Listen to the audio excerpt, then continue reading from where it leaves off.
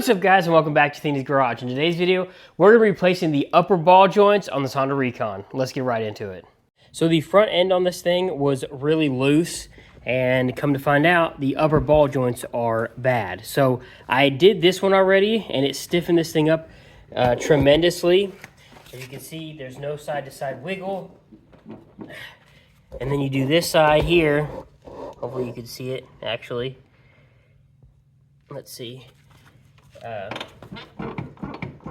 There's loads. At first I thought it was the wheel bearings, but it is the actual upper ball joints once I took the wheel off. So first things first, we're going to jack this thing up, put some jack stands underneath it so we can get this tire off, and then I'll better show you what I'm talking about. Wheels off. If you're wondering, these are 17mm lug nuts. So as you can see there, our upper ball joint is bad, and to get this off, you're going to need to remove this 10mm brake hose brake line bracket here, and then we're going to have to remove the upper control arm, or the A-arm, sorry, the upper A-arm up here, and there's two bolts up here. They're 14mm, so one here and one there. Let's get those done, and then we can actually take this ball joint off of here. I'll show you how to do that. The two brake line things are done. Now what I'm going to do is go underneath here and pull this cotter pin out from the castle nut on the ball joint, and then loosen this ball joint nut up. It should be pretty easy. I think it was a 17mm or 14, I can't remember. I'll let you know in a second. It looks like a 17 to me. And then there is a C-clip up here. It's pretty dirty, so we should be able to get that off, unclip this, and then we'll do the bolts holding the upper A-arm on. Okay, I got the castle nut and cotter pin off, so now the ball joint is loose. And there is a proper way to do this and an improper way. And the proper way is to get a ball joint puller, which puts the forks in between here and pressure on this bottom bolt here. I don't have one of those, and I didn't want to spend the money to get one. So what I have now is a pickle fork. Oh, also I forgot to take this off. You don't have to have that off yet because you still have to separate the knuckle from this, but I might as well take it off now before I forget again. So there is this little C-clip here. Just get you some C-clip pliers here. These are not the proper ones. The other ones I have don't open wide enough, so these are what's going to work. So now that that's in there, I'm going to slide this pickle fork kind of underneath here. The last time I did this on the other side, it did damage the A-arm a little bit, so I wouldn't recommend this, but this is all I have at the moment, and I don't feel like going and getting something else and paying for something else because I'm only going to need it this one time in this moment. So let me hammer this pickle fork and hopefully pop this ball joint out.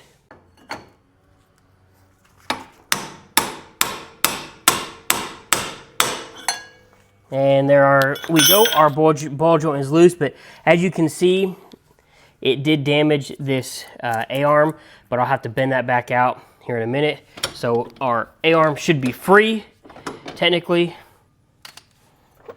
Yeah, it's free. Now we just have to undo these 14mm bolts over here to take this A-arm out.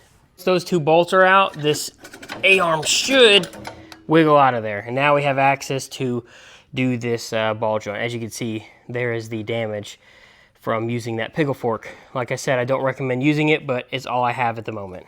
So how to do this now to get this ball joint out of here, you definitely have to use a press. I mean, I have one accessible to me. You could probably hammer this sucker out, but I just don't feel like doing it. So what I've done is found a socket that will fit over this so that the ball joint can be pressed into the socket. And I'll literally just set this on here, kind of line it up on this block of wood, and then start pumping this thing, and hopefully we can get it lined up enough and straight enough so that it pumps it down. There we go. Boom, it's done. So our ball joint is now out, our old one.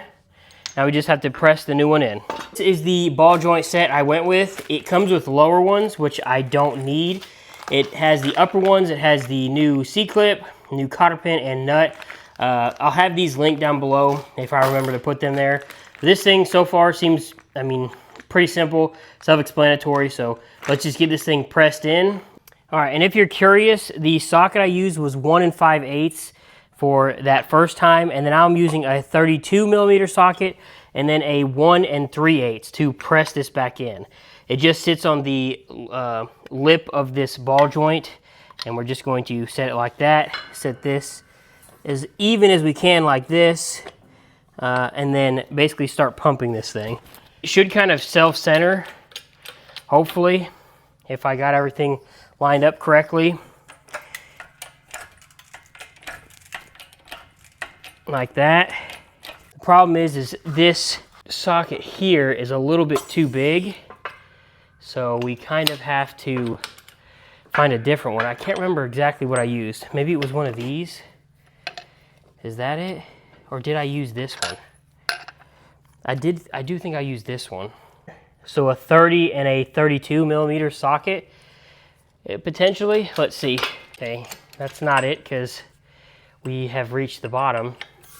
Let's swap this out for this. That seems more like what I did yesterday. Okay, all right, let's try to press this in one more time. We just have to press it in until it's snug against the bottom. Line this up so it's at least somewhat straight. As you can see, it's pressing in.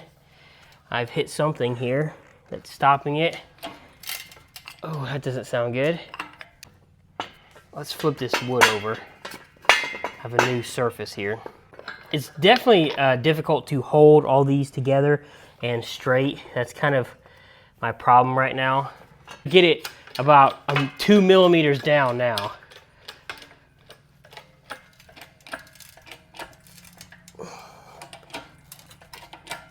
There we go.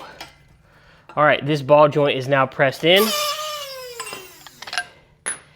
As you can see, it is flush there. Hopefully you can see that. It did damage our little rubber piece here, which it didn't do that yesterday on the other one, so I'm not sure what I did different, but it did damage it a little, but we're gonna send it. All right, hopefully editing me will put the torque specs for these bolts here. I put the bolts back in for this. Now we just need to move this knuckle so the ball joint can be set in here. I can't talk. And then put this on here and put our castle nut and cotter pin on, and we should be basically done other than these few things to tidy up.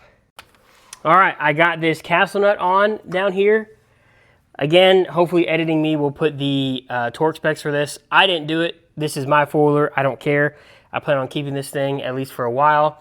So I just did those really snug with a 3/4 inch wrench. That's what those ones are for the new ball joints. And then I will stick this cotter pin in, and we should be set other than these few little brake lines that we have to put on, and then obviously put the wheel back on. But you can see this thing is tight now. So we shouldn't have any more slop in the front end, which will be awesome. And then next thing, we will be doing the rear end. So that's next on the agenda. So look forward to that. Okay, the ball joint is done. As you can see, look how nice and tight this thing is now. I'm going to go ahead and take it for a test drive. And if you're doing the bottom ball joints, it's literally the same exact process. Take the A-arm off of there with the 214 bolts. Also, I forgot to mention, the bolts need to go on the same way. As you can see, the nut is on the outside. The bolt slides in from the inside on both of them and push out. So make sure you put those back the way they come. That's probably going to be it, guys. All right, guys, that's going to be the end of this one. Hopefully you learned something. If you did, let me know down below. If you have any questions, let me know down below. If you want to help support the channel, consider subscribing. If you want to see some more stuff coming out with this Recon, I am putting this thing together. I probably will be keeping it at least until I get my 400EX together. I want to kind of put a big bore kit on this thing just because I found a few of them for pretty cheap. I thought it'd be pretty funny to put one on. So if you want to see that, like this video, stick around. Maybe I'll end up doing it. Comment down below if you want to see me do it. Thank you guys for watching. All links for the products will be down in the description down below. It helps me out. Support my channel using the affiliate links. Thanks, guys. That's going to be the end of this one. Hope you have a good one. Bye.